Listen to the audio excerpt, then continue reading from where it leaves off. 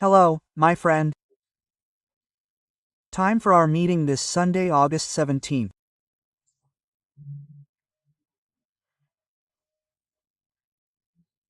In 1937, Getulio Vargas created the National Institute of Historical and Artistic Heritage, which lists heritage, artistic, and historical assets that must be preserved.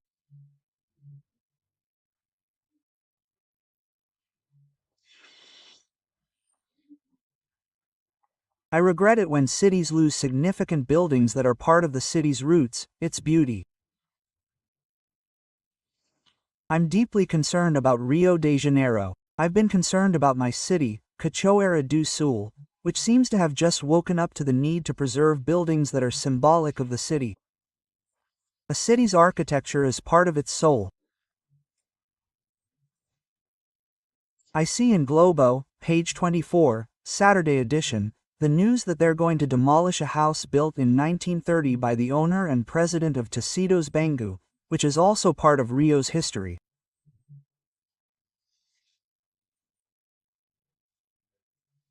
The house is in Alagoa, a beautiful house from 1930, part of Rio's history. They're going to build a big rectangular waterfall there, to pile people up, right? My God, downtown Rio de Janeiro still needs to be preserved. It's the most beautiful place in Rio de Janeiro in terms of human works, right? In nature's works, everything is beautiful there. Well, remember to subscribe and at the end, like or dislike.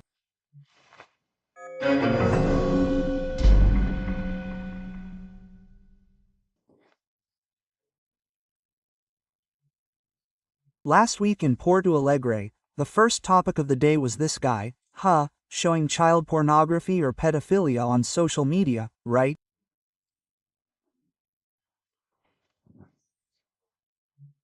And now this is compounded by the arrest of this guy, what's his name? It's a weird name, and Italo Santos.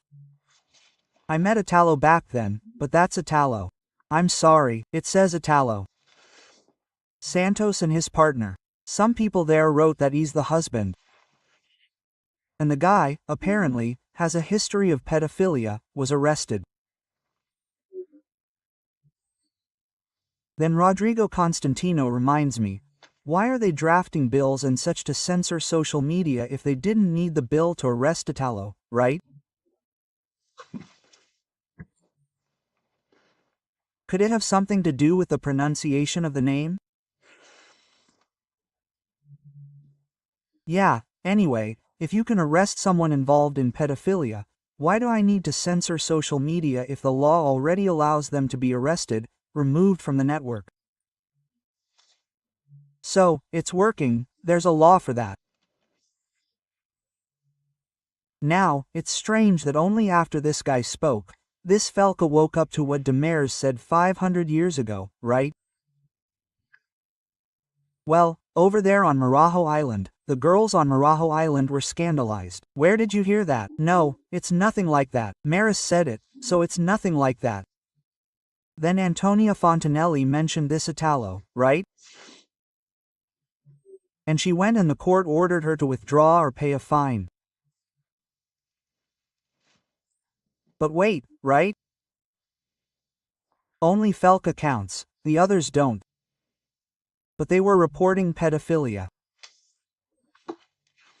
Then Globo, and the editorial in Globo de Sábado, sexual crimes against children and adolescents require urgent action.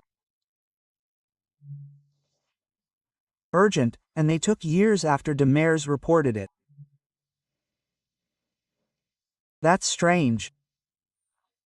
And then there's the ideology permeating something tragic in Brazil. My God, that film, look, Sonos da Liberdade. I think that's the name, right? Oh, no, a right-wing film, denounced pedophilia. Yeah. It's hard for us to understand how these things can happen. There's the initiative of chemical castration of child rapists. No, you can't. That's against human rights, right? So, people, they said it was fake, that it was a right-wing thing, that it was an evangelical thing, but now it's not. Yeah, what do you mean? Oh, no, but then we use that to censor social media. No, the law is there because they arrested Italo so much, right? It's complicated. I remember. I saw on a news channel, no, pedophilia is a disease. We have to treat it like a disease, people. This is a cruel crime. It's disgusting, or maybe those who think this don't have children, don't have grandchildren. That must be it. They pretended not to hear Demers.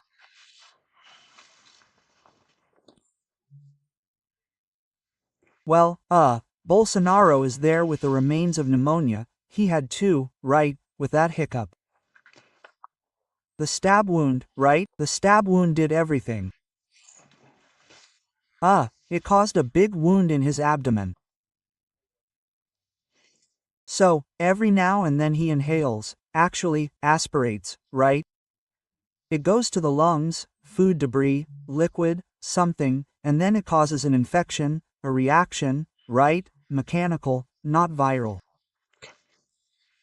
Oh, and then they did the exam there. He still has esophageal irritation.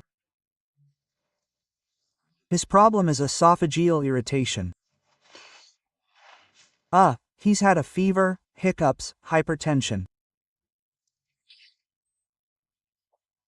And the doctor said that, house arrest limits his physical activity. He's a person who doesn't stop, right? At the gym, his nickname was Horseman. He was a champion runner, a champion of all things athletic. And he's stuck at home, right? And he still has that ankle bracelet that he didn't take off. He couldn't even take off in the hospital.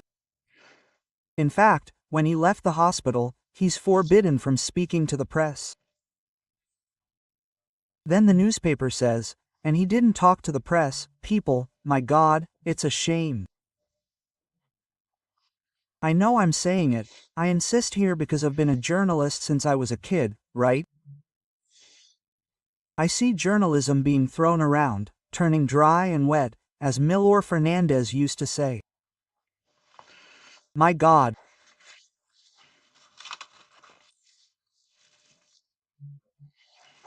Well, and we had the case of the visa cut for two public servants who worked in the Mais Médicos program.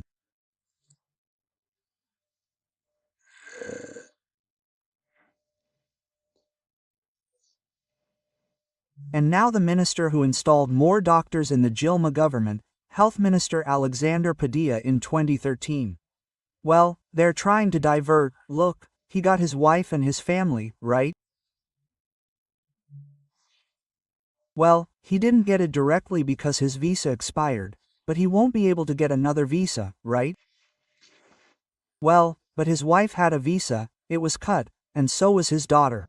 Oh, what danger is there for my daughter? No, it's just that your daughter can't go to the United States alone if her father and mother can't. The daughter can't, the girl is 10, 12 years, right? Yeah, but anyway. And more doctors.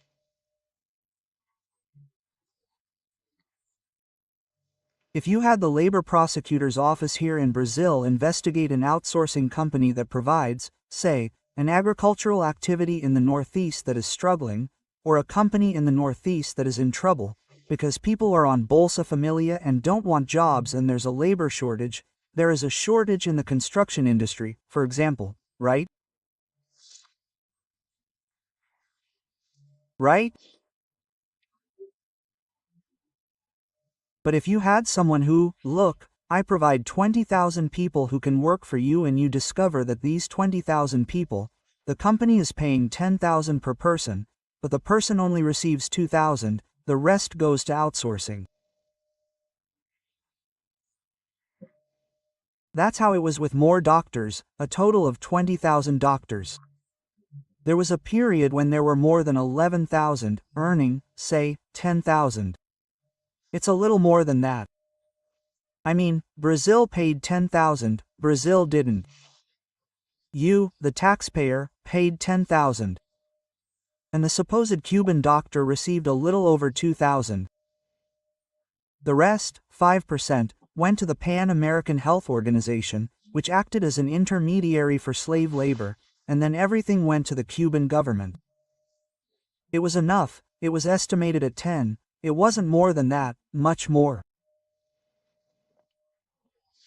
But the Cuban government was left with about 10 billion reais from Brazilian taxpayers. It was a way, under Dilma's government, that they found to help the Cuban dictatorship, just as they lend to Venezuela, which Venezuela doesn't pay back, Nicaragua, and Nicaragua doesn't pay back, right? It's like this. This is the most doctors who, unfortunately, once again, another country, a foreign country, we have to shake our heads, because the traditional media didn't show this. It's dry and wet, it didn't show this to us.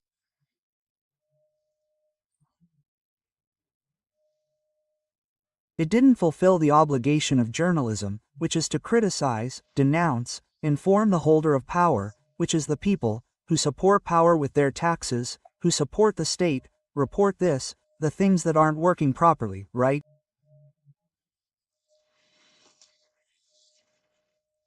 The labor prosecutor's office would denounce this as slave labor. Those involved, would be sins.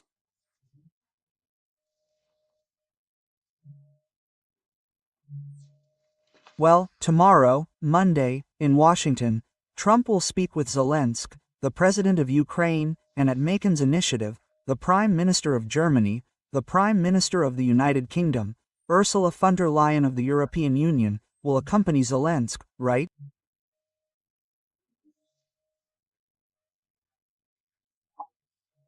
Right? Hopefully Macon isn't getting in the way of this and this peace we're seeking, right? Well, I found the news strange because it wasn't what we saw there in Alaska between Trump and Putin. Oh, it didn't lead to anything. How come it didn't lead to anything? Even Brazil, from what I understand, benefited. Trump told Putin, look, I'm still not going to put tariffs on countries that are buying from Russia. In other words, Brazil won't pay, there won't be any more tariffs for importing what's necessary. Russian diesel, right? But we'll see tomorrow. I think it was a good meeting between Trump and Putin, from what I saw in the report. Well, right now, at this time while I'm recording, we won't have the results from Bolivia yet. It's going to be a right-wing victory in Bolivia. The three left-wing candidates together will have about 10% of the vote. That's why Lula made a statement there that the Brazilian people like samba, carnival, soccer, the United States, Russia, China, and Uruguay. He didn't mention Bolivia or Argentina anymore. From Brasília, Alexandre Garcia.